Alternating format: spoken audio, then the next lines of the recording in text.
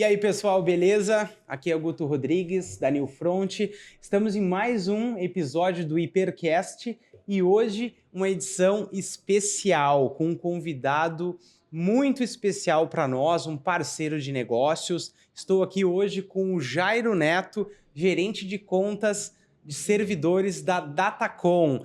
Muito boa tarde, Jairo. Prazer estar aqui conosco. Boa tarde, Gutão. Boa tarde, pessoal. Eu que agradeço a oportunidade de estar aí apresentando o servidor e a recepção que vocês tiveram aqui comigo e com a Datacom. Muito obrigado. Bacana, bacana. É muito legal ter você aqui em função de todos os projetos que a gente vem conduzindo juntos hoje aí, né? E hoje, especificamente, você sabe muito bem, nós falamos de tecnologias, né, inovação no nosso Hipercast, né, são gerados muitos conteúdos em nosso canal, mas hoje, especificamente, nós estaremos falando aqui de servidores, né, especificamente do produto OCP, né, o servidor da Datacom. Também falaremos de data centers, hiperconvergência, né, e um pouco dos cases da realidade, que isso é muito importante, porque muitas vezes a gente só falar sobre não ter cases de aplicação, né? Realidade isso é muito diferente. Então como a gente tem muito case, tem muito no dia a dia, a presença do Jairo aqui em parceria com a Datacom vai trazer essas informações, essa proximidade e esse dia a dia das empresas. Então, Jairo, eu queria começar esse episódio falando um pouquinho da Datacom, né? Eu tive a oportunidade de conhecer a Datacom há uns 3, 4 anos atrás, né? E já cheguei conhecendo um pouco da Datacom na linha de servidores, porque nós aqui da Newfront atuamos diretamente com serviços gerenciados de Cloud TI para data centers, ISPs, o mercado B2B também. E eu tive a oportunidade de ir na fábrica da Datacom, conhecer a linha de produção, achei fantástico, né? Essa linha de produção, como sai um servidor na esteira, como eu costumo dizer, né? Que a máquina vai escrevendo o barramento, depois tem fixação de componente, validações.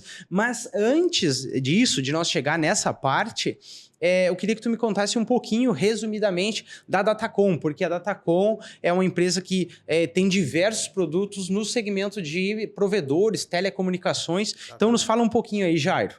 Tá, a Datacom está aí há 25 anos no mercado, é uma empresa 100% nacional, começou em Porto Alegre, hoje a gente está com a fábrica lá em Eldorado.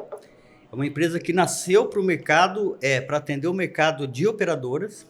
Então, durante alguns anos ali, a Datacom era uma empresa que atendia 4, 5 clientes, que eram as grandes operadoras. Hoje, o mercado de provedor está com um faturamento muito próximo de operadoras, né? Então, um mercado que cresceu bastante, né? E cresce a todo momento. E a Datacom ganhou volume com isso aí, né? É uma empresa que o foco sempre foi telecom, com switches, enfim, tudo que é ligado a telecom, e que há 2 anos, 3 anos começou a entrar no mercado de TI com servidores OCP. Que legal. Então é mais ou menos naquele período que eu conheci a Datacom, quando o produto ele já tinha nascido, porque eu fui lá, eu tive a oportunidade de conhecer um produto em laboratório que já existia produção, mas quando, né, eu já trabalhava com outros parceiros, né, e eu fui até a Datacom para conhecer o modelo, o OCP, né, a proposta de servidor, e ele estava montado em rack, o pessoal me apresentou. Então, naquele momento que eu estive lá, era um momento que o produto ele estava começando ali, estava no início dele, né? Tinha pouco tempo. Né? Exatamente. Foi assim, final de pandemia, foi quando realmente a Datacom investiu aí nesse mercado de TI, realmente colocar uma pessoa, um time dedicado para a venda de servidores, para atender essa demanda e apresentar o produto para o mercado, né? Que legal, que legal. É bacana isso, né? Então, a Datacom ela está presente em todo o território nacional e atende hoje fora do país alguma coisa? Sim. O que tu me diz? A parte de telecom, A Datacom tem produtos aí na Europa, América do Sul toda. Servidores, alguns países aqui na América do Sul já foi vendido servidor, então a gente está atendendo aí. E o Brasil todo, a Datacom tem um time de vendas que atende o Brasil inteiro, sempre fazendo venda direta.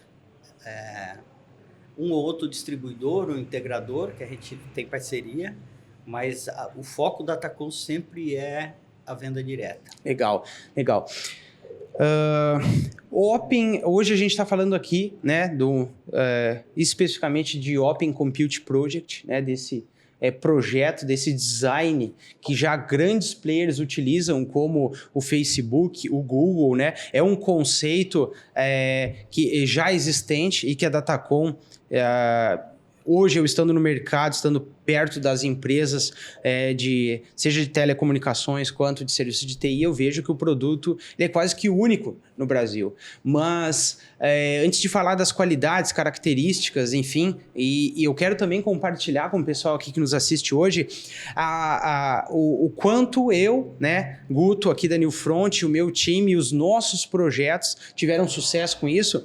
Eu queria que você falasse, porque a gente sabe que o OCP é um Sim. projeto, algo existente que já vem, né, de fora, e a gente traz esse conceito para o Brasil, mas onde que surgiu esse projeto? Porque hoje nós temos a fábrica em Eldorado, né? Isso. Nós temos a operação nacional, né? Como você mesmo falou, mas existe um centro de pesquisa, parte da engenharia fora do Brasil na atuação disso, da Datacom especificamente? Sim.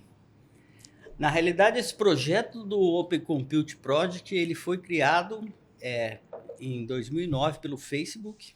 É um projeto que, em 2011, eles abriram isso para o mercado, e aí sim se criou essa comunidade OCP, Open Compute Project, que é uma comunidade colaborativa, onde você pode passar, participar, dar opiniões em projetos que estão em andamento, sugerir alterações, enfim. É uma comunidade que está bem conceituada lá fora, consolidado, né? E que, sim, a Datacom trouxe isso para o Brasil, replicando essa tecnologia. Então, é um projeto que foi desenvolvido pelo Facebook, que nós estamos replicando e colocando no mercado. É um projeto que o Facebook teve a grande sacada naquele momento de romper as barreiras com os grandes fabricantes. Então, você tem um servidor hoje de arquitetura aberta, desagregada e modular.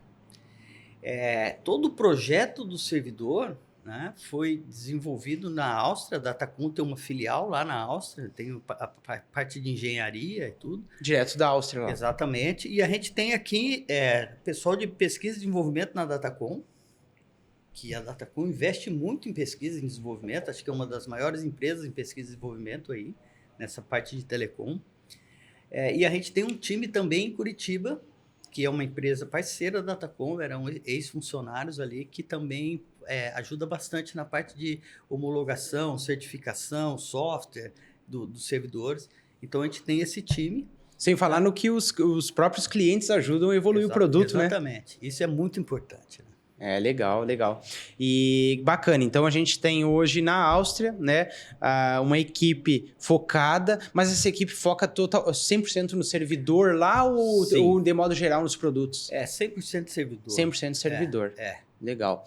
E é muito interessante escutar isso, né? E agora voltando no início desse Hipercast aqui, quando eu falei que eu tive a oportunidade de conhecer a fábrica, conhecer como as coisas aconteciam, né?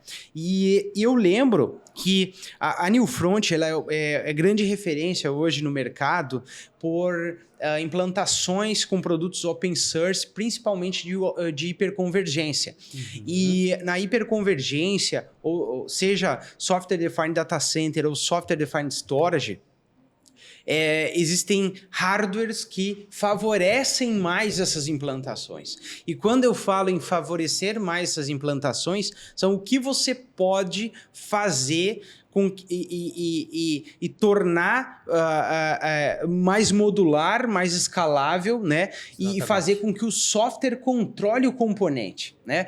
Porque muito se carrega um conceito, né, de antigamente e que existente até hoje, onde você trabalha com um RAID através de uma controladora. Exato. Mas hoje nós trabalhamos com conceito de replicação de objetos, de dados através de Object Store Daemons, no caso de Ceph, que nós trabalhamos muito aqui na Newfront, ou até mesmo um RAID via software, seja para o sistema operacional ou para qualquer outra implantação, enfim. Mas o que me deixa, que me atrai bastante no quesito de casar o software, as aplicações com o hardware, é essa questão de ele ser aberto e multiplataforma, né? Então exatamente. O OCP tem esse design, né? Exatamente.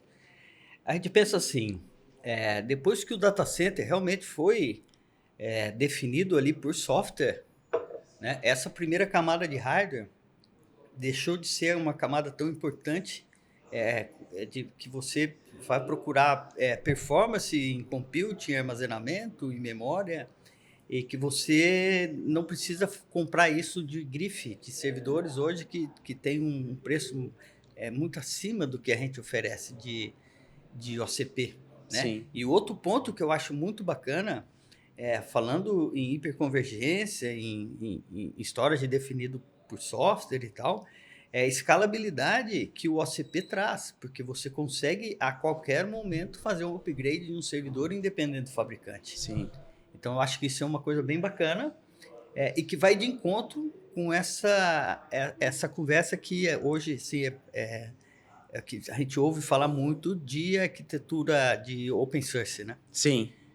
Porque a gente vê aí os grandes players de mercado, falo de software, com preço que é quase que impossível de você manter. Isso, o meu ponto de vista, é claro que falando de licenciamento, sim, de software. Com certeza, licenciamento, e é justamente isso que eu ia falar agora, que eu costumo dizer que hypervisor, hardware, isso é uma questão que cada negócio tem que definir o que é bom para eles, mas quando se fala de estratégia, né, que a gente fala muito aqui de estratégia de otimização de ROI, por exemplo, onde um data center comercial, se você quer otimizar o ROI, né, trazer benefícios também para o data center, que é uma questão que eu quero trazer, quero falar, te questionar sobre alguns benefícios que o hardware em si traz, não somente falando de custo-benefício e escalabilidade, mas outros benefícios, mas você conseguir formatar um produto para o data center comercial que você consiga se tornar competitivo no mercado, porque hoje o grande desafio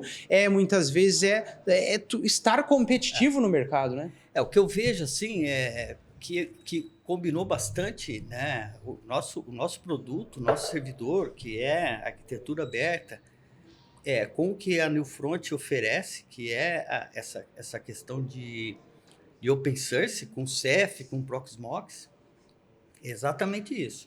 Você, para o data center comercial ficar no final do dia mais competitivo, para brigar com os grandes data centers, né? Então você tem um preço mais competitivo e você não ficar lock-in, que a gente fala, você ficar preso a uma solução licenciada em que você não vai conseguir mudar isso durante o processo. Eu acho que é muito importante você sempre, quando for pensar numa infraestrutura para data center comercial, você pensar nessa possibilidade de a qualquer momento você conseguir fazer uma alteração de projeto. Sim. Então isso é muito bacana e que casou muito, muito bem o open source com o OCP. Sim, isso de fato, e já linkando isso que você está falando, né? Anteriormente, nós aqui trabalhávamos com diversos outros vendors, né? Podemos dizer assim, tipos de hardware. E a hiperconvergência, né? A gente fala muito aqui na Newfront e é uma realidade nossa aqui, que quanto a mais abstração a gente tem do software na camada do hardware, né? Melhor.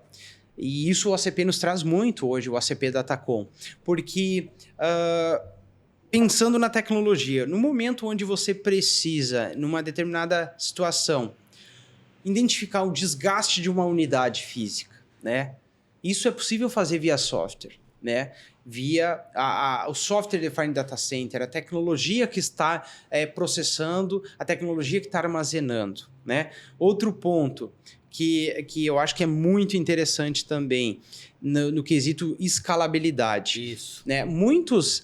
Hoje a gente forma muitos clusters aqui na NewFront. Então, se a gente pensar no último ano, a quantidade de cases que a NewFront fez com a Datacom utilizando o OCP são vários. Exato. E esses cases são cases que clusters primários com 3, 4, 5, 6, 9, 10 servidores, com site A e B, com replicação de dados. Temos cases descentralizados onde, né? O pessoal me pergunta bastante como que funciona, Guto. Site A, B e C. Né? Nós temos projetos aí de clientes que operam como? Com OCPs descentralizados, onde, se porventura um dos hosts falhar, converge automaticamente essas máquinas sem perda de dados para os dois data centers sobreviventes. Exatamente. Então, assim, tem muitas estratégias. E nisso, uma questão onde eu quero chegar aqui agora, já entrando lá no físico, casando aqui o software com o físico, que porque eu tenho também OCP, não só os meus clientes, mas é a administração frontal dos componentes, né, Jair? E isso vem do design, o OCP? Como que é? Essa é uma outra vantagem, né? Assim, vamos falando agora os principais pilares do OCP, né? Primeiro, essa questão de não estar preso ao fabricante. Então, a qualquer momento, você vai fazer o upgrade, né? Um outro ponto importante que a gente tem que falar é a questão de eficiência no consumo de energia. Então, o servidor ele é, em média, 38% mais eficiente no consumo de energia. Cara, a gente tem clientes aí que pagou o projeto com a redução de consumo de energia. Então, isso é muito importante, principalmente no data center, principalmente no Brasil, onde a gente tem uma energia caríssima, né? E o data center é um dos grandes custos no data center hoje. O maior energia, insumo dentro de um data center é energia, mais que material humano. Então, isso é uma coisa que a gente tem que pensar. Outro ponto importante é a questão da facilidade de gerenciamento. Cara, se você mesmo fez um vídeo lá no cliente que você fazendo a manutenção... Upgrade, cara. Então é uma facilidade muito grande. Ele é tão fácil de fazer upgrade que eu tive a oportunidade de fazer upgrade de terno. Pois é. Viu só? Exatamente. Então, assim, isso é muito legal. E isso vem do design do modelo OCP? Como que é? O que acontece? O servidor, o nosso form factor, ele está num form factor de chassi. Então, são 4 usos e meio, onde você consegue... 4 usos e meio de rack, então. De rack, tá. Com 75 de profundidade, ele não é grande. Então, quer dizer que eu, como cliente... Se eu for adquirir um servidor, isso foi muito importante tu ter chegado nesse ponto, porque o pessoal que está acostumado com o modelo de servidor, a gente tem rack e tower, torre lá, né? Isso. Então hoje um servidor de torre tu larga no chão aqui e vai funcionar. Um servidor de rack, se tu não tem um rack padrão, tu larga na bandeja, mas o OCP precisa de um chassi. É isso? Exatamente. O chassi, ele tem 4 posições. Para o data center, ele tem uma densidade muito boa, porque você vai considerar 4 servidores em 4 usos e meio, servidores biprocessados, até 4 TB de memória, e 100% NVMe e 1.S.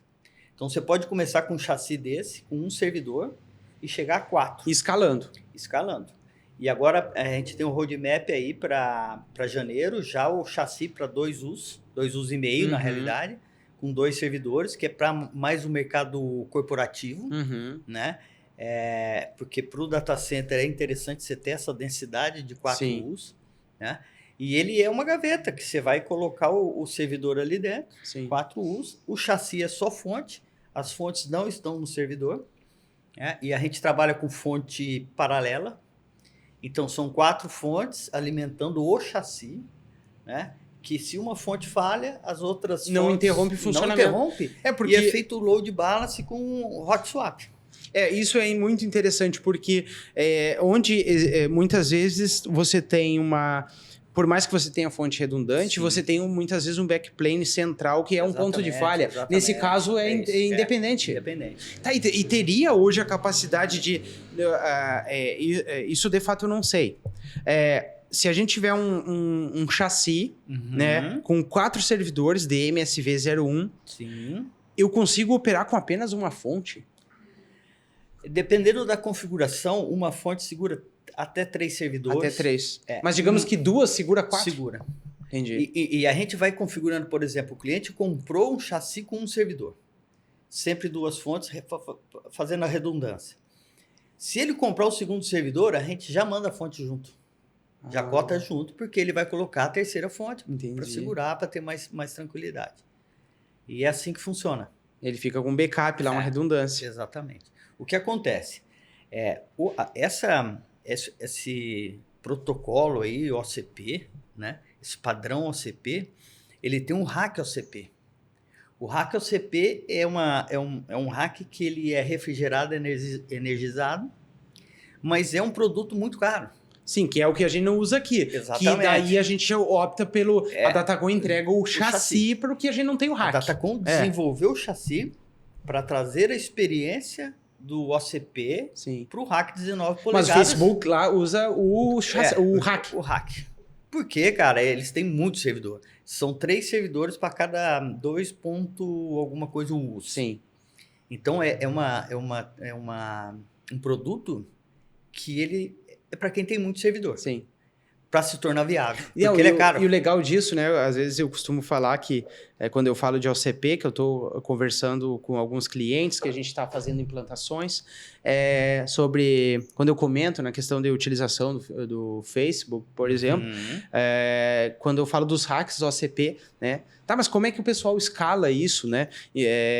Quando se tem uma tecnologia que faz o RAS, lá, o gerenciamento de hardware, né? E todo o gerenciamento de software de forma automatizada para fazer os deployments do data center, basicamente é um operador de data center, de facility, sai, recebe a mercadoria, desembala ela e conecta. Então, a escalabilidade de um servidor desse é conectar ou no hack OCP ou no chassi OCP, que no caso aqui nós estamos usando com o chassi OCP. Né? Exatamente.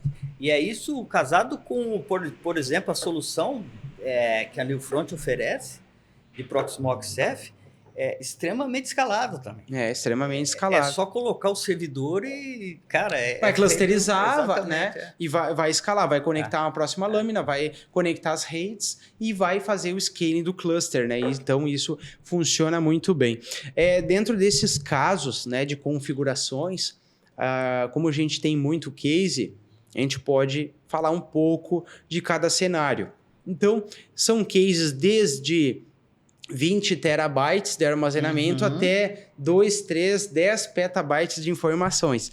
E aí nisso a gente tem estratégias hoje de armazenamento que você falou do E1.S, né? Sim. As unidades E1.S hoje. Eu trabalho hoje com unidades de 3.84, né? Isso. E 7.68? 68, tá. Isso. 3 e 7 tera. Existe a possibilidade de adquirir unidades E1.S maiores que isso ou não? O E1.S, o maior disco é o 7.68. A gente tem aí outros modelos de disco, mas não é para esse servidor. É um servidor que a gente vai lançar aí. Né? Tá em roadmap. Mas o E1.S é até 7.68. 7.68. A gente tem a solução de armazenamento externa. JBOD.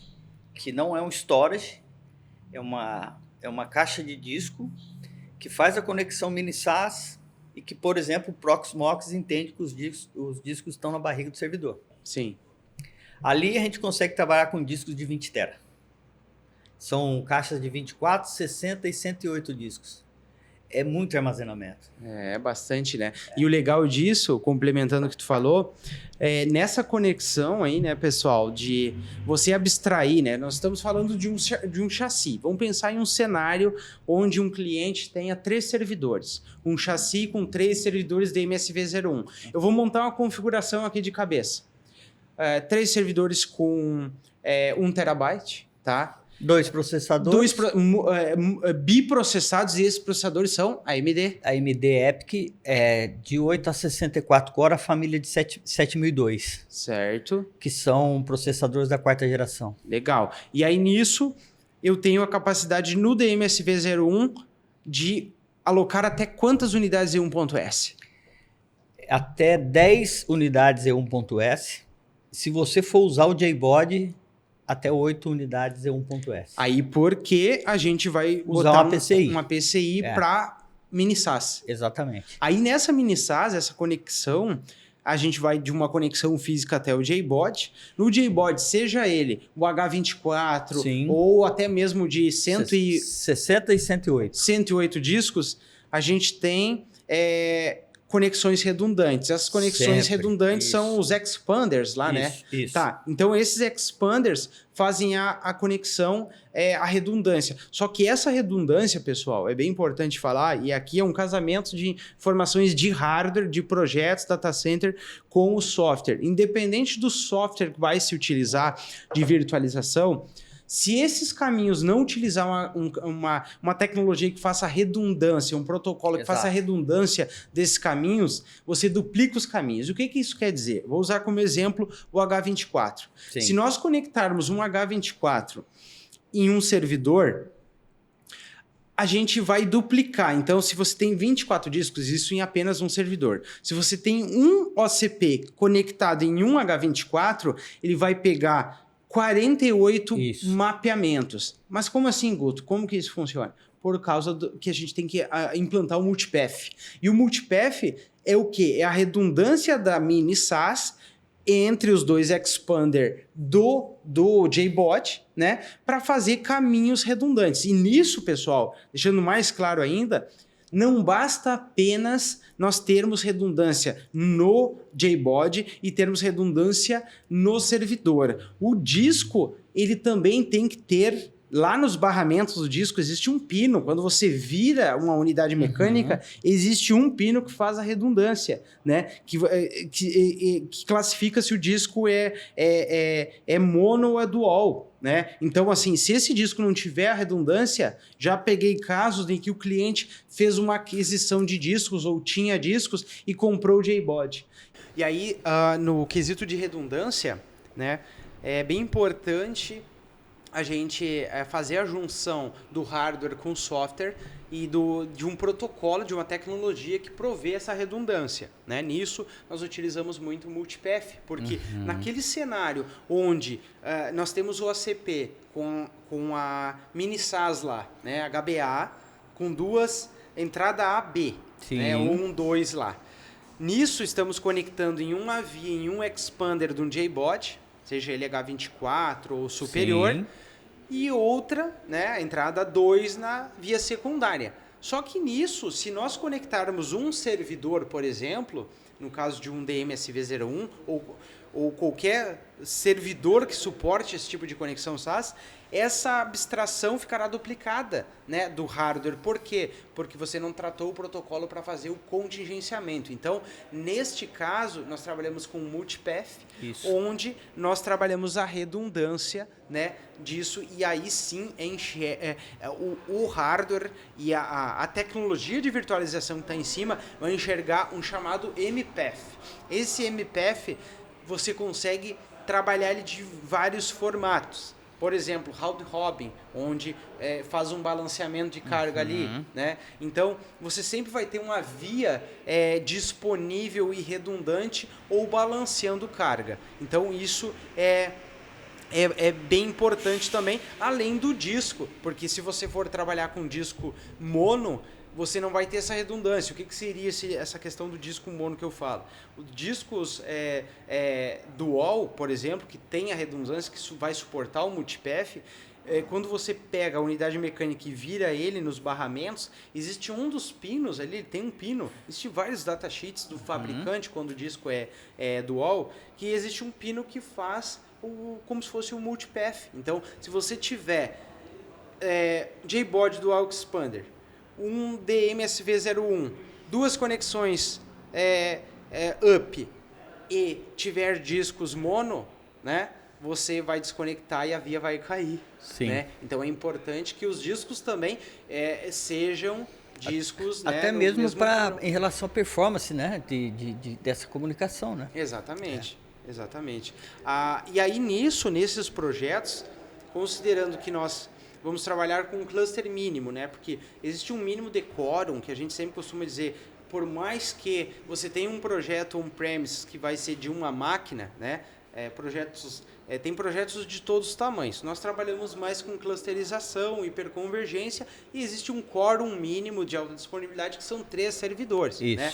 Nesses 3 servidores, o que a gente faz? E isso aconteceu quando eu fui lá fazer minha visita na fábrica da Datacom, que eu tive a apresentação do produto, e a partir dali a gente começou a trabalhar com DMSV01, né, com os produtos da Datacom. Mas uma coisa que eu acho muito interessante é o zoning, né? Falando de JBOD, que é a capacidade da gente dividir um hardware, né? O hardware de storage, né? Que é o JBOD, em múltiplas zonas, né? Porque aí o pessoal me perguntou na época, tá, mas por que você precisa partir esse hardware em 3? Se você tem 3 servidores, né? Você precisa partir esse JBOD em 3. Bom, vamos lá. Eu tenho 3 servidores. Todos esses servidores têm HBA. Todos esses servidores têm redundância. E o JBOD tem entrada 1, 2 e 3, ou A, B e C. Isso. Conectado lá, o que eu fiz? Com a ajuda do time da Datacom, foi feito um zoning e partido um H24 em 3 vias de 8, né? Cada servidor enxerga 8 discos no JBOD 24. 8 discos. Então, num H24, que é o JBOD de 24 discos, Isso. né? Por exemplo, a maioria dos cases, né, quando se inicia um projeto de hiperconvergência, é um case que contempla o H24, com discos de 16 tera. Geralmente né? Agora nós estamos padronizando 20 tera. 20 tera. Ficou mais o custo-benefício melhor. Bom, então se tem o custo-benefício melhor e tem mais área, vamos seguir com 20 tera. Nesses casos, fica então 8 discos para o servidor 1, 8 discos para o servidor 2 e 8 discos para o servidor 3.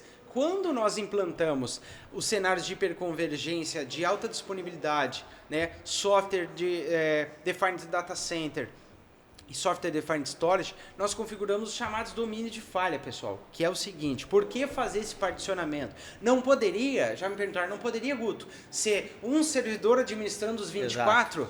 Claro, pode, só que se aquele servidor que está administrando os 24 discos falhar, eu vou perder a conexão de storage dos outros. Então o que a gente faz? Faz o zoning, é um zoning físico ali, como se fosse uma máscara de Loom, que tagueia 8 para cá, 8 para cá, 8 para cá, e a gente configura os domínios de falha por host, por exemplo, em Ceph.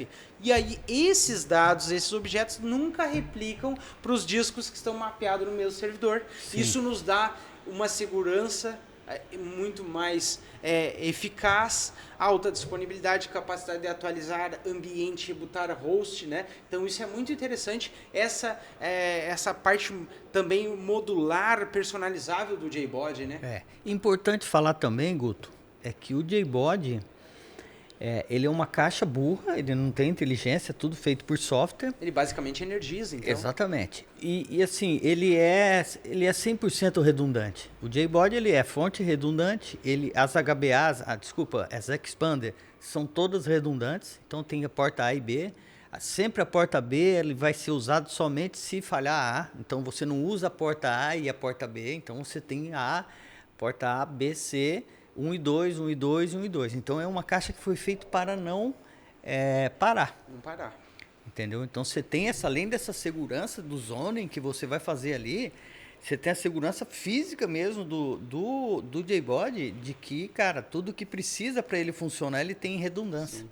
Então é bem interessante isso também, o JBOD, que é uma solução. Hoje não conheço uma mais barata do que para armazenamento puro, né? Então é uma solução que tem um custo-benefício hoje para você pensar, por exemplo, em fazer backup, para você fazer armazenamento de câmera. Então é uma solução que vai muito bem. Então, nesse caso, por exemplo, se pegar uma caixa de 108 discos, a gente supera 2 petabytes de armazenamento. Sim. Ali, né? Sim. Botar discos de Sim. 20 tera. E 4 U's. 4 U's. As 3 caixas são 4 U's. É lógico que tem uma disposição diferente de disco ali, mas todos os discos são hot swap. O servidor também é importante falar que os discos E1.S são todos hot swaps, troca quente ali. Puxa ali, tá? Exatamente. Tive uma falha, troca um, bota o outro. O único disco que não tem suporte hot swap é o disco de boot. Que é interno. Que é interno, mas o servidor você pode configurar ele para fazer o boot pela rede. Sim. Que é o PCX. Não, PXZ. PXZ. Isso aí. Nós trabalhamos muito com as unidades internas, né? Porque um ponto bem importante, algo de se falar aqui é que quando você forma um quórum, um cluster de alta disponibilidade independente da tecnologia, que o I/O não será processado no disco de boot, porque basicamente o disco de boot está servindo só para dar boot, armazenar o var log do hypervisor, mas o auto I/O ele não é gravado ali. Sim. O auto I/O é feito lá no Object Store Daemon, nas unidades que vão receber a gravação, né, o RW ou o RO. Então, assim, eu não vejo nenhum problema num cenário hiperconvergente em trabalhar com as unidades internas, até porque não são unidades internas de baixa performance e nem de pouca endurance. São unidades com alto TBW, com uma vida útil maior. Né? Então, assim, todos os cases que nós temos rodam neste formato perfeitamente. A gente tem os cases aí com a Newfront. Os discos de 3.84 ou 7.68, 3.84 ele tem um TBW de 7.000 e pouco, e o de 7.68 o TBW é 14.000 e pouco, é o dobro. Então significa que é um DWPD, uma conta de mercado aí que vai dar, você vai ler e gravar 7.68 tera por dia durante 5 anos. Sim. É muita coisa. Se você gravar metade disso, teoricamente, a vida útil do disco é para 10 anos. E isso, cara, é um negócio que eu acho muito interessante, que é o seguinte, quando a gente faz muito sizing junto, né, a Newfront com a Datacom. Esse sizing, pessoal, eu já falei bastante sobre sizing no Hypercast. No momento que a gente faz aquela imersão, aquela reunião com um cliente de alinhamento, seja um cliente que vai fazer um refresh, né, trocar o parque, o hardware, né, ou fazer uma migração, uma conversão de tecnologia, um move de data center, nós temos que especificar um quantitativo de hardware, né, até mesmo não só para cotação, mas para definir uma largada, como eu costumo dizer, porque assim, não existe um dimensionamento sem ter uma justificativa. Você tem que justificar o porquê você está fazendo aquilo. Então, quanto você está consumindo de área, quanto você precisa de memória, né? Quanto você precisa de CPU, quanto você precisa da sobra de spare e quanto você precisa de sobra se caso o teu spare falhar. Né? Então, assim, é preciso calcular tudo isso. Aí nisso se forma um sizing. E uma das coisas que eu acho muito interessante quando o pessoal me fala de unidades, a gente recebe muito questionamento, né, hoje do mercado, né, muitas vezes em primeiras reuniões, no primeiro contato com o cliente, ou até mesmo opiniões de um parque que vai ficar, que já vai ser descontinuado, eles falam, eu estou a fim de dar um upgrade no servidor aqui, mas eu estou a fim de botar essas unidades.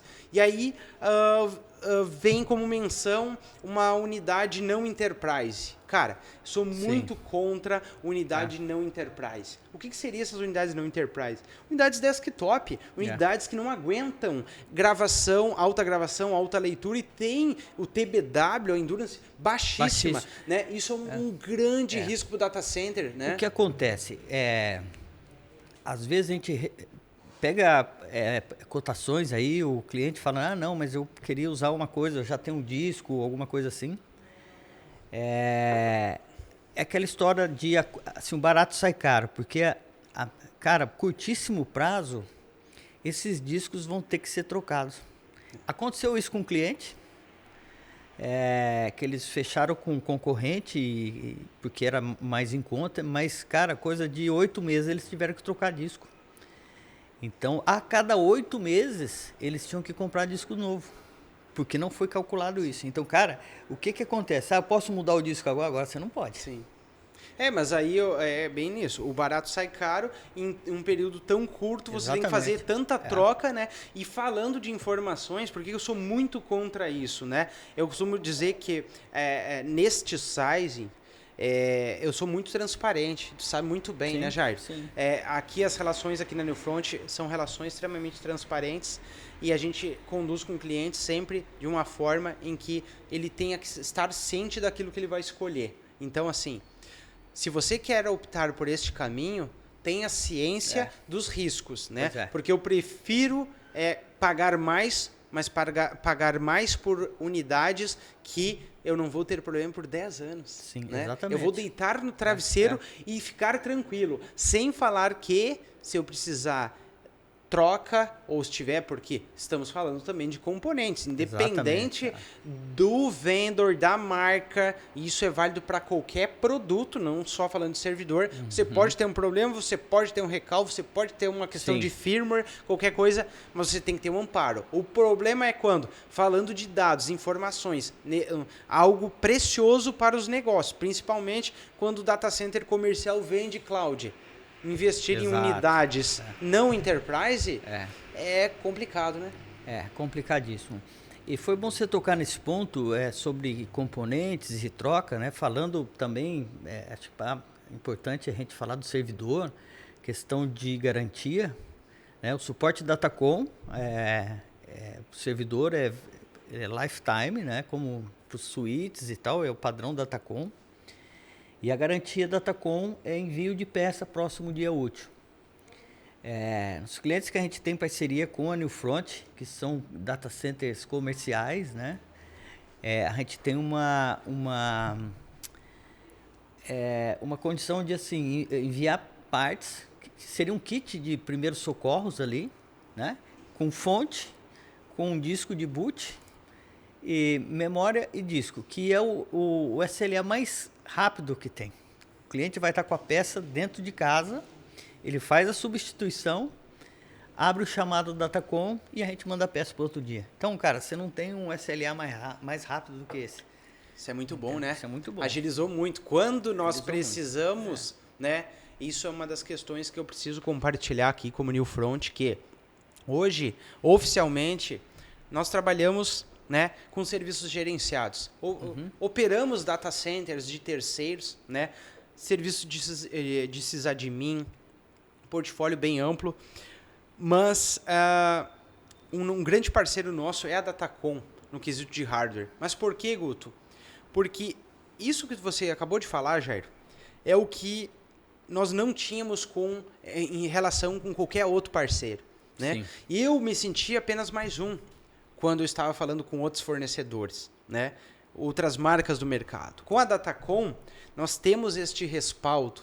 E este respaldo, essa proximidade do cliente, a capacidade de eu falar com o gerente de conta, interagir em um grupo de comunicação com ele, ter a possibilidade ter a possibilidade de fazer uma videoconferência com a engenharia imediata, entender a necessidade e a criticidade do cliente, né? Fazer o que tiver que ser feito para fazer essa substituição. Esse é o DNA da Newfront e esse DNA se identifica muito com o DNA da Datacom. Isso é muito legal. Isso tem ajudado bastante a gente vender servidor, né? Essa questão de proximidade com o cliente, questão, por exemplo, de software. Às vezes o cliente tem um software que é legado, que foi desenvolvido internamente. Então a gente traz isso para a bancada. E a 4 mãos a gente consegue fazer a validação disso. Né? Exatamente, cara. Isso aí, assim, tem ajudado muito. E nenhum player vai fazer isso. Você não consegue fazer. Até eu não conhecia até hoje aí. A gente, por exemplo, fez propostas aí para clientes com máquinas personalizadas. Sim. Entendeu? E não é uma questão... Lógico, se eu for falar aí com a concorrência, eles vão fazer, mas você vai ter uma quantidade mínima de servidores que eles vão personalizar. Sim. A Datacom faz cara. Sim. Faz 2. Sim. Entendeu? Se precisar, entendeu? Porque a gente é fabricante, cara. Você está falando direto com o fabricante, direto com o engenheiro. O que for possível a gente fazer, a gente vai fazer. Isso é legal. Que legal. Muito legal mesmo. Agora, enquanto você falava, eu acabei lembrando, nós estávamos falando de armazenamento, né? Discos mecânicos, né? Unidades mais lentas, unidades NVMe e 1.S. de dois tamanhos, 3 e 8 e 7, né? 3. Tem o de 1.92, mas ele eu já utilizei ele. Só que ele hoje, o custo-benefício dele não está valendo Sim, tanta aí pena. já vamos direto pro de 3.84, né? Isso. Tá. Aí nisso, o que a gente costuma fazer, pessoal? Para data centers comerciais ou estratégias de armazenamento para você ter dentro da sua infraestrutura, quando nós implantamos a hiperconvergência, esse cenário com ACP é possível nós trabalharmos com 3 níveis de armazenamento. Sim. Tá, mas como assim, Guto? Você está falando de NVMe E1.S, discos mecânicos HDD, estou vendo 2. Não. Temos 3 formas de trabalhar com armazenamento, comercialização em classes. Porque importante para um data center comercial, ou até mesmo estratégias como, por exemplo, armazenamento de imagens de câmeras. Será que tem a necessidade de nós armazenarmos as gravações das câmeras ou de um backup de logs e unidades NVMe? Mas como que tu parte isso lá, né, na camada de software, utilizando o ACP, o JBOD e as tecnologias que a Newfront implanta? Hoje, a gente costuma trabalhar com camadas, né, no Software Defined Storage Full NVMe ou SSD. Então, cria-se um pool lógico de recursos. Este pool lógico de recursos nada mais é que, se você tem 3 servidores OCP DMSV01, cada um com 8 unidades, por exemplo, de 7 tera, nós vamos ter, então, um cluster formado com 24 unidades NVMe. Essas 24 eu consigo fazer um pool lógico Full NVMe, consigo fazer um outro pool lógico Full NVMe, porém, para direcionar para a tierização, e consigo fazer um outro pool, quando se usa JBOD, Full HDD. Bom, a área menos nobre só para exatamente. Nisso, o que a gente costuma fazer? Máquinas de alto processamento, alto I/O, precisa de alto desempenho. Joga na Full NVMe, camada lógica Full NVMe. Isso. Máquinas intermediárias que não precisam de tanto I/O e suportam um modelo de cache write-back. Por exemplo, nós pegamos através do Software Defined Storage e anexamos um pool de dados em cima de uma camada Full HDD. Nisso, tornamos uma configuração write-back. Todo o I/O que é gravado neste pool, né, de cache tier, ele grava primeiramente no NVMe e depois, isso é muito interessante, pessoal, uma forma de trazer desempenho, segurança também, como todo o pool lógico de SDS, e economizar. Por quê? Porque a gente configura um flush e um age disso, que é, gravei o objeto, para ali aquele objeto por quanto tempo? Exatamente. Né? Se ele não está sendo utilizado, o que ele faz? Descarrega para o HDD. Então, nisso eu tenho Full NVMe, camada de cache tier e camada Full HDD. Isso você pode ser até a estratégia comercial até do cliente, de você vai vender a máquina preço X, preço Y e a máquina tierizada que o cara vai usar o preço do giga dele. Exatamente. Lá. Full NVMe custa tanto giga, tierizado, né? Então, são estratégias possíveis, né? Porque se hoje você adquire algo Full NVMe ou Full HDD, você só tem aquele recurso. Neste caso, modular, escalável e personalizável, temos 3 opções, né, de armazenamento. Sim. Né? É isso aí. Isso você consegue fazer tranquilamente usando o OCP com o JBOD. O JBOD também dá para colocar discos SSD, SAS 2,5. Então você pode ter uma 4ª camada ali também, né, para fazer essa mediação aí, né, do SSD, do E1.S para o HDD. Então, assim, é bem flexível. A solução é muito bacana. Eu, quando conheci a solução OCP, eu trabalhava na concorrência e eu falei, cara, isso aí vai ser o futuro. Por conta dessa primeira camada de hardware, depois do data center definido por software, cara, a gente vai... O que eles precisam? Processamento, memória e armazenamento. Sim. Quem está entregando isso não interessa. Uma questão que eu acho muito legal é quando se vê um hardware... um rack pronto, montado, com um conjunto de 4 servidores de boy. Sim. Eu acho muito legal, muito bonito, né? Eu olho assim, e bacana que você consegue chegar e sacar, né? O pessoal chama de lâmina, né? Chega, a lâmina tira a trava ali, puxa. Sled. E você trabalha ali, desconecta os cabos, não tem que abrir servidor e tal. Eu acho muito legal. Isso é legal, assim, todo o acesso ao servidor é pelo corredor frio. Então, eu já vi, cara, várias vezes a pessoa, o gerente de TI ou o estagiário, ia no corredor quente para soltar um servidor e soltar o servidor errado. Sim. Desligar o servidor errado. Sim. Então, você tem essa vantagem também, que é o design do OCP, Sim. que é você fazer essa manutenção ali bem fácil. Legal. Agora eu estava lembrando da parte interna, né? Eu acho que um mês atrás chegou na Newfront mais um upgrade lá para nossa estrutura de OCP. E aí nós estávamos validando os equipamentos ali e tal, para mandar para o pessoal fazer Smart Hands, né, no data center. E algo que me chama bastante atenção, né, que é como se fosse abrir o capô de um carro de alta potência, eu costumo dizer, né? Isso impressiona. Então, tu pega aquele servidor, abre e olha aqueles processadores, né? Aqueles dissipadores, aquela estrutura ali para otimizar a refrigeração. Eu queria que tu me falasse um pouquinho sobre a questão de... Já teve cenários que clientes nossos utilizaram para edge computing e botaram em lugares que não tinham a refrigeração tão nobre, né? Quando você tem uma necessidade, sei lá, um ambiente mais rústico assim, né? O servidor, com esse design dele, os dissipadores são bem maiores do que os dissipadores convencionais de mercado e as fãs também. E o próprio design do servidor, ele possibilita trabalhar a 35 graus. Então, são 10 graus a mais do que pede concorrência, hoje os players aí. Isso traz também economia de energia. Sim. Se você tiver um ambiente só de OCP, cara, você pode pôr o teu ar-condicionado a 30 graus. Entendeu? Então, a gente tem clientes aí, que hoje é nosso maior cliente em volume, que eles já estão pensando em ter uma área só para OCP. Porque aquela área eles vão deixar 30 graus.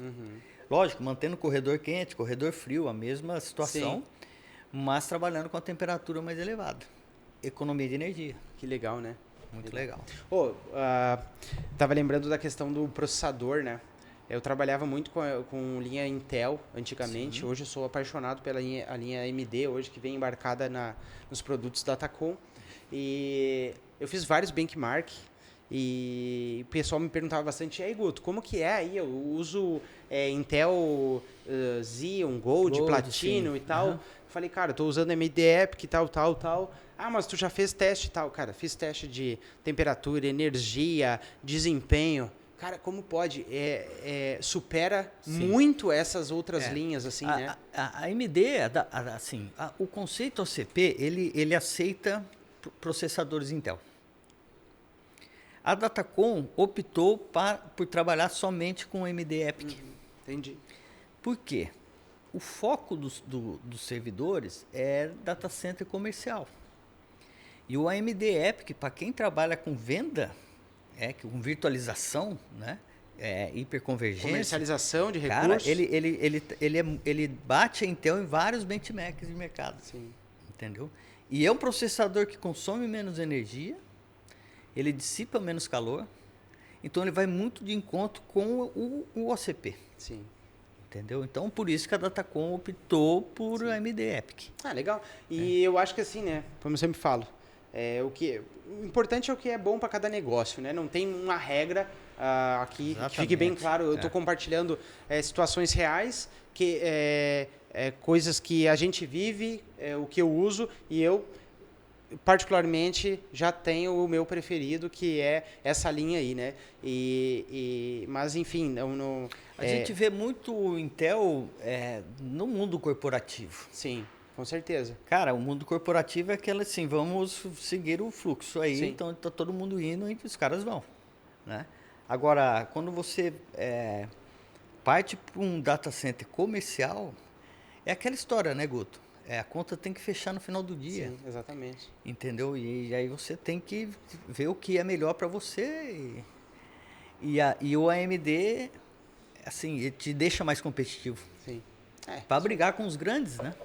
São escolhas, né? Ou você escolhe sofrer ou ser feliz. Mas tudo bem.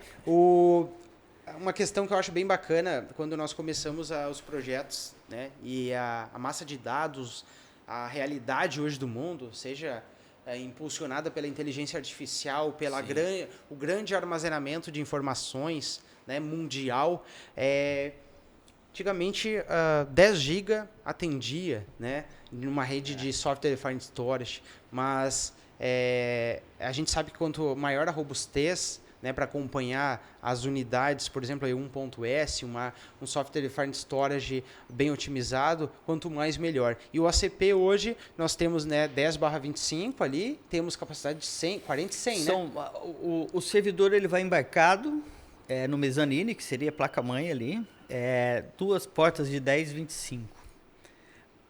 A gente consegue expandir pela PCI até 6 portas dessa.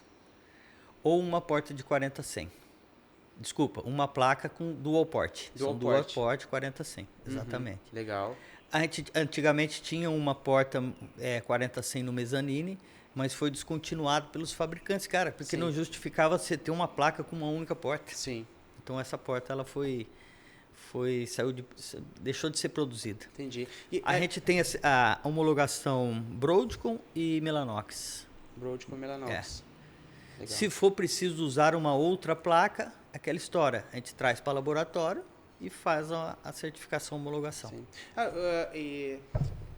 Agora, falando das portas, uma coisa que eu gosto bastante de trabalhar nos projetos aqui da Newfront, já para chegar o kit completo para o cliente, são os cabos, né, prontinhos, né, também, que vocês oferecem lá, né? Os projetos da Newfront sempre vão com os cabos DAC. Cabo DAC prontinho. Chega lá e só conecta. Cara, é assim, a gente tem o pessoal da engenharia, que engenheiro eles veem muito número, né? Ele fala, DAC não gasta energia. Sim. O transceiver, você vai pôr dele, ele consome, tem um consumo. Sim. No DAC não tem esse problema, né? Legal. Nós temos a porta de gerenciamento também, seja no JBOD, no JBOD IKE, quanto no DMSV, né? O que a gente tem para gerenciar ali? Nós temos uma camada de software ali, né? Como é que é esse primeiro acesso lá? Chegou no cliente, o que ele tem que fazer para botar no ar? Essa é uma boa pergunta que ele estava esquecendo de falar. O servidor ele vai com software de gerenciamento, que é o OpenBMC. É um software open, né?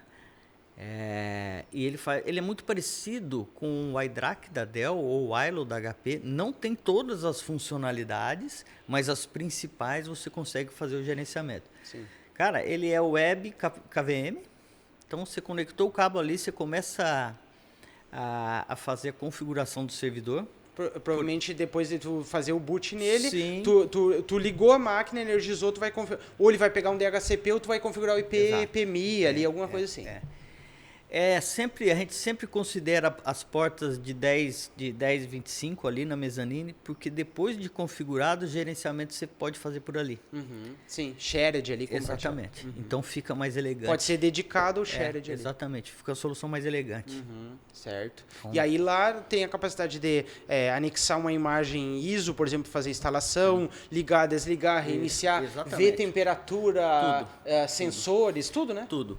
E assim, a gente tem clientes hoje que pediu o gerenciamento de JBOD, que a gente não consegue fazer pelo OpenBMC, mas consegue fazer por um outro software, que é não me lembro o nome dele agora, mas... Aí faz a integração ali e consegue coletar essas informações. Então, se a gente não tem... É bem normal isso acontecer em servidores, soluções que, se você não tem na interface disponível aquela informação, você pode coletar de alguma forma através de um protocolo, como SNMP, outros, tantos outros, né, protocolos, então é possível fazer. A gente está quase chegando aí ao final do nosso Hipercast. Antes de concluir, eu só queria falar de mais alguns temas referente à Datacom também. Se você tiver mais algumas coisas também, fica à vontade, mas eu só tenho mais algumas colaborações aqui, questionamentos, que seria referente a topo de rack, né, Jair? Que eu não poderia esquecer de te perguntar, que eu trabalhei já com alguns suítes da Tacom em projetos, né, para fazer. A gente trabalha muito com a agregação de suíte, trabalhando com ALB, TLB, que são protocolos que o próprio kernel do hypervisor trata a redundância, né, o próprio round robin lá, ou trabalha com o modelo Active Backup, que tem um switch conectado no outro e provê alta disponibilidade em ativo passivo. E tem switches também que proporcionam um stack ou um LSCP que eles trabalham nativo assim. A gente tem a capacidade de adquirir, então, switches junto lá com a CP, né? A Datacom, acho que, se não me engano, no final do ano passado, começo desse ano, lançou aí 2 modelos de switch topo de rack, com portas de 10, 25, 40, 100. Se não me engano, são 16 portas e 32 portas ali dos 2 suítes. Para complementar o servidor, assim, para a gente vender a solução completa, né? Entendi. Então vai armazenamento, servidor, o cabo DAC, vai o switch. Então a gente está conseguindo entregar quase que a solução. O switch de gerência. Exatamente, Não vai o petcord? Vai? Não. Não vai. Não Esse é fácil de conseguir, né? Então vai pronto, é só chegar lá e startar e configurar. Exatamente. Isso é legal. Isso é legal. Muito bacana mesmo. A questão do... que é algo muito esperado aí, né? Eu ainda não tive a oportunidade de, com o meu time aqui na Newfront, eu acho que até já perdi as contas de quantos servidores, quantos clusters nós configuramos aqui, né? Foram bastante, né? Esse ano, né? Nós já estamos aí em novembro, né? De 2024, quase ao final do ano. Esse ano foi um ano de muito cluster aí configurado, muito case de sucesso. Isso é muito legal. E temos um ano brilhante aí também pela frente, 2025. E em 2025 eu sei que tem um lançamento, um grande lançamento, que é DMSV04, né, Jairo? Exatamente. Fala um pouco mais sobre o DMSV04 para nós. O DMSV04, ele é um servidor que ele está no mesmo form factor do 01, quer dizer, ele vai dentro do mesmo chassi, porém ele é um servidor com foco em armazenamento flash. Ele é um servidor que ele chega a 210 TB de armazenamento, usando 14 discos E3S ou 7 discos 1.2 de 30 TB. Então é muita capacidade de armazenamento. Quantos internos tu pode colocar no... 14 discos E3S ou 7 discos 1.2 de 30. Diferente de storage, eu não conheço servidor que suporta tanto assim, hein? É muita coisa. Eu nunca trabalhei, né? Deve existir, mas é bastante disco, hein? Então você pode, por exemplo, ter um chassi com 4 servidores, você ter 2 servidores compute e 2 servidores storage, com switch fazendo a conexão entre eles. Então eu posso ter também um chassi com 4, né? Exatamente. Então tu tem pro DMSV04 tu tem chassi com 4 e tu tem chassi com menos, né? 2. E é o lançamento pro ano que vem, que é o 1902, que é um chassi de 2 usos e meio para 2 servidores, com foco mesmo pro corporativo. Legal, hein? É isso aí. Legal. E ele é mono ou biprocessado? Cada servidor? O DMSV04 ele é monoprocessado porque o foco é armazenamento. Mas pelo que eu estava olhando lá na documentação dele, né? Quando eu recebi, nós temos a mesma capacidade de processamento que o SV01, mesmo sendo biprocessado, não? A gente pode colocar, por exemplo, um processador de 64 core, em vez de 2 de 32. Sim. Entendeu? E os 8 módulos de memória. Mas a ideia do servidor é armazenamento. Entendi. Entendeu? Então esse é o lançamento que a gente tem aí pro ano que vem. Pô, mas vai ficar top as soluções de hiperconvergência em cima desse produto aí, né? Essa é a ideia, pensando em hiperconvergência. Ô Jair, falando de hiperconvergência aqui, antes da gente concluir, a gente falou bastante de Software Defined Storage, Data Center e tal. Eu já fiz bastante conteúdo aí, a gente está fazendo alguns lançamentos e agora tem algumas atualizações de funcionalidades do Visor, né, que é a nossa plataforma Sim. de Cloud on Demand, né, que pode servir como SVA para data centers e provedores, né, na comercialização de cloud para o cliente final, né? Então o Visor é uma plataforma em que o cliente consegue cadastrar planos computacionais de vender. Se você tem o seu DMSV01 ou 04 a partir do ano que vem, seu JBOD, seus clusters e quer comercializar core de CPU, memória RAM, banda, IP, Cloud. toda a parte de computação, cloud, IaaS, infraestrutura como serviço, Isso. usando os seus DMSV01 ou 04, você pode usar o Visor e entregar, né, o Visor, um painel white label, para o seu cliente final fazer o gerenciamento, deployment de máquinas virtuais. Ter acesso a um console de máquina virtual, fazer upgrade de memória, aumento de recurso de CPU, ligar, desligar, snapshots, enfim, são várias funcionalidades que você tem, né, para fazer isso e trazer com um produto de valor agregado, né, no seu data center, no seu provedor. E eu queria que você me dissesse, né, o que você já conhece, que você já viu do Visor funcionando dentro das estruturas com ACP, que já temos clientes que estão utilizando. O que você acha aí do Visor, dessa plataforma aí de cloud, assim, na sua opinião? O Visor é uma solução que vai te trazer todos os recursos de grandes players aí, né? E não só para o data center.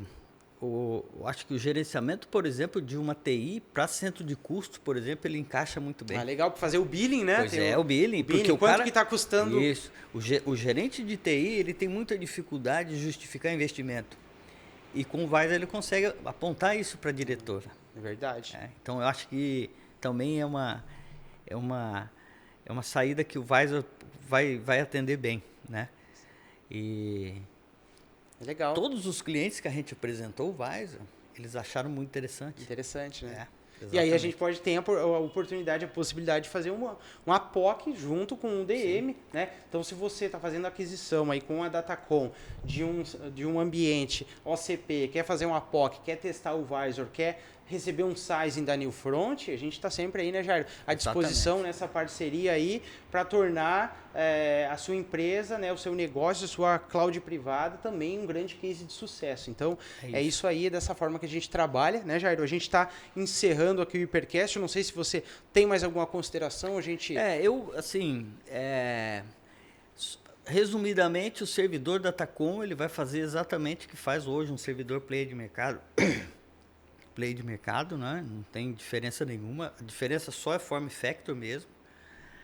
Agradecer a oportunidade, mais uma vez. Merece, eu que agradeço, hein? De estar falando de servidor e tudo. E, assim, a gente quase nem gosta de servidor, né? E falando um pouco da Newfront, cara, assim, hoje os maiores cases que a gente tem com o servidor Datacom, em parceria com a Newfront, o Guto aqui atende casos de grandes projetos e pequenos projetos com a mesma transparência ali, a mesma prontidão. Tu sabe que isso não seria possível sem a Datacom, né? Isso não seria possível, pessoal, que fique bem claro. Isso não seria possível, embora nós tenhamos isso no nosso DNA de serviços, o nosso interno, o nosso time é muito bem alinhado, qualificado, mas sem um parceiro certo, isso não acontece. A Datacom é só agradecer, né? E é isso, cara. Obrigado. Obrigado aí, Jair. Muito obrigado por estar aqui com a gente. Espero que a aí possa gravar mais vezes juntos aí, né? Vamos esperar o lançamento do 04 e a 04. Gente pessoal, algo bacana aí. Hoje a gente não conseguiu trazer aqui na nossa mesa de podcast o DMSV01, mas eu já vou deixar aqui agora, vai ficar promessa, Jairo, DMSV04 em ano de 2025, Hipercast, seja aqui ou na Datacom, né? Legal. Onde a gente vai gravar, a gente ainda vai decidir, mas nós vamos gravar com um DMSV04 e também pode ter um SV01 e nós vamos mostrar os componentes. Mão na massa. Mão na massa. Vamos botar a funcionar, né? Podemos fazer configurações, podemos ligar, né? Testar o hot swap, ver se a solução funciona mesmo, né? É isso aí. Pessoal, muito obrigado aí. Obrigado, Jairo. Obrigado vocês. E até breve aí, pessoal. Até mais.